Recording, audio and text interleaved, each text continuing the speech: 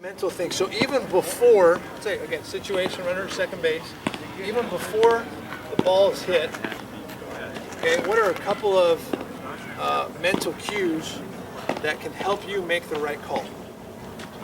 Go ahead, Will. The speed of the runner. Oh, there you go. There you go, Matthew. The speed of the runner. Absolutely. Right? The speed of the runner. That is such an important factor that we don't think about sometimes, because if that guy's a burner and we get something soft through the infield, or something that's, even if it's 4 or 5 strides off from our outfielders, he's going to score, right? He's going to score. Does the speed of the runner, does it matter if there's a runner at third base, nobody else on, sacrifice fly situation? Why does that matter? Where's the only possible play we can get it out?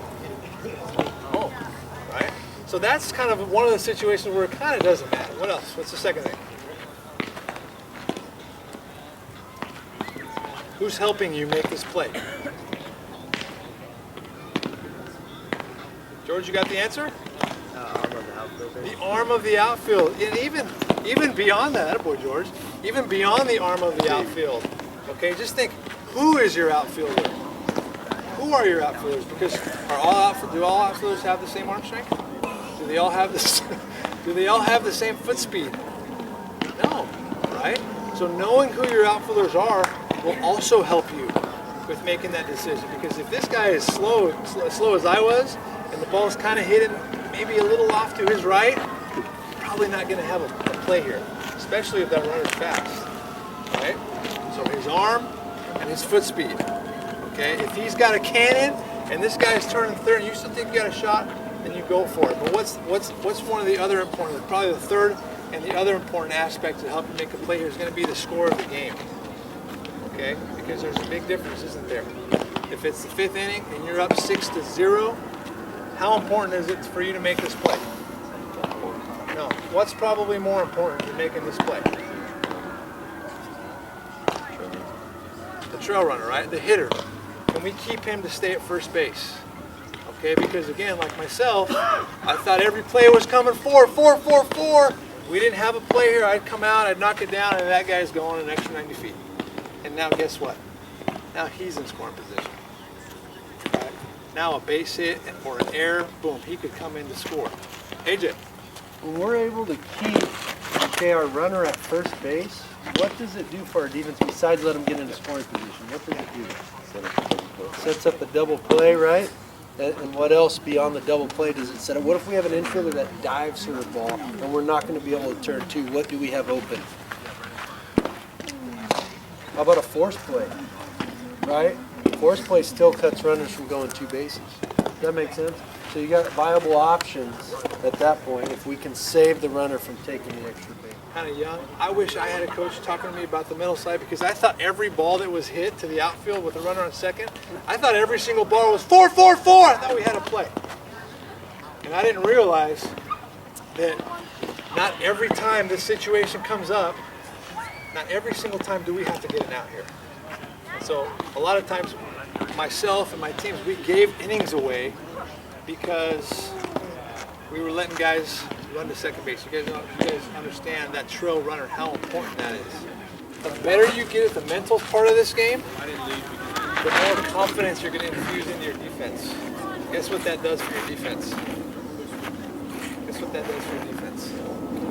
Right? They know you got to play. They know when you say 4, and they can feel it, and they can throw it, they know you have a play here.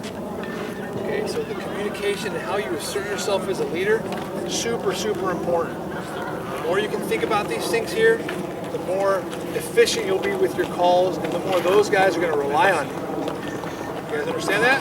Okay, let's go get dressed. Let's get all our gear on. We just talked about some of the mental side. Now we're going to talk more about the physical and the technique of it. All right. You guys are well aware that we want to start out in front, right? Why do we want to start out in front? We're going to work back. What's another reason? Yeah, the runner believes he's got a sliding lane back here. We're inviting him. We're giving him the invitation. This is your lane, okay? And we are going to work back. So what's our at the beginning? Our left foot is basically going to take us to where the ball's going. If it's a throw that's off to our right, When we hit here, our right foot typically takes us back, a drop, and then that third stride gets us back across the plate. You're going to hear me say get across the plate. That doesn't mean get across into the batter's box. It means get across so that you can finish in a position to where you're not giving up that open lane inside where it's easy for him to slide through you, or you're not giving him too much of the outside for an open hook slide. So when I say get across the plate, I mean get to a good tag position. So the first few that we're hitting at you, I want you to hold. Catch, hold, don't just roll out of there. I want you to hold, I want you to check. Where's my position? Okay, reminder, a good tag position should have my heel somewhere in front of the plate right there, my toe pointing towards third base. Typically he's going to be running right in this lane. If he slides and slides hard, it takes me out down low, where am I going to fall? How am I going to fall? I'm going to fall over and in front of him. If I get down here, I kind of pin myself a little bit to where if he kind of pops up and I fold back and over, I'm pinned underneath back here. That's where some injuries can happen, whether it's the knee or the ankle. Okay, so this strong position on my feet is important. The biggest thing I see from our catchers, especially our new ones, is that they want to go back, and I've seen others do this sometimes, right? I see you guys go to the tag and you go down to a knee.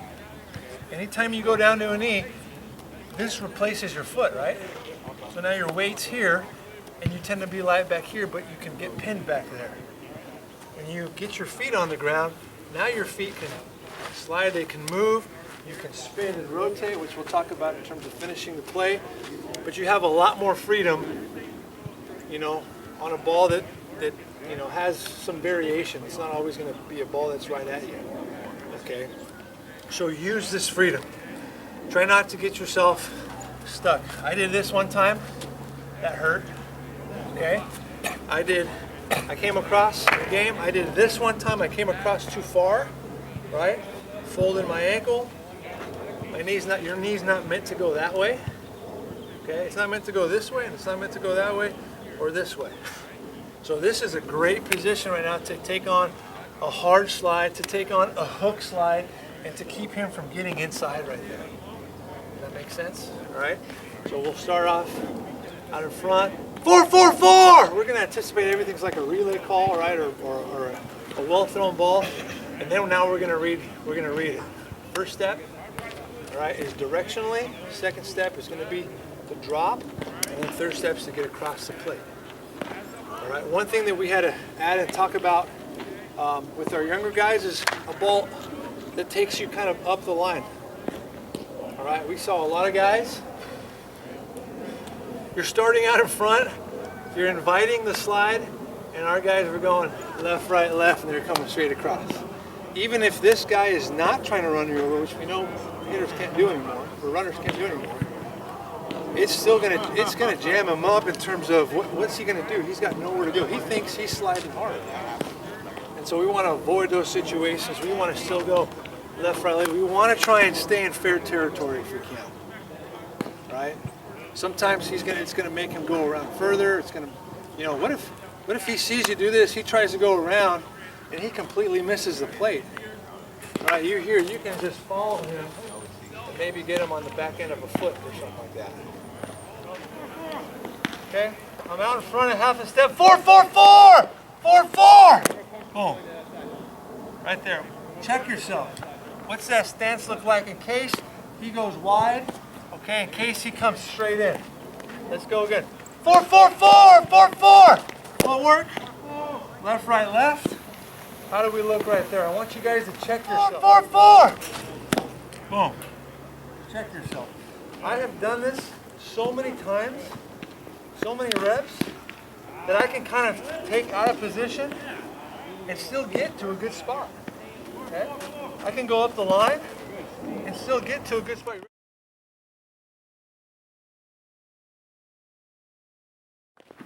Don't open up that, don't, look. 4-4-4! 4-4-4! Doing it. Good. All right, let's switch, Brian. You and me. Let's switch. 4-4! Come on. Oh, nice try. Look, I really like that. You guys see that? They kind of took him up. He came up the line, and he got it. And it was as fast as he could. We were by him, but it was bang bang. Now what we're gonna do, we're gonna put the whole thing into play. We got to consider the backside runner. So you're gonna go through your footwork. If you gotta play, you gotta play. If this guy comes early, then we may not even get to this position. We may just come out and go 2-2-2. All right? We'll get across. We'll throw the sliding dummy in. We have another play to make. I want you guys to get up and expect that next play. Now, if it's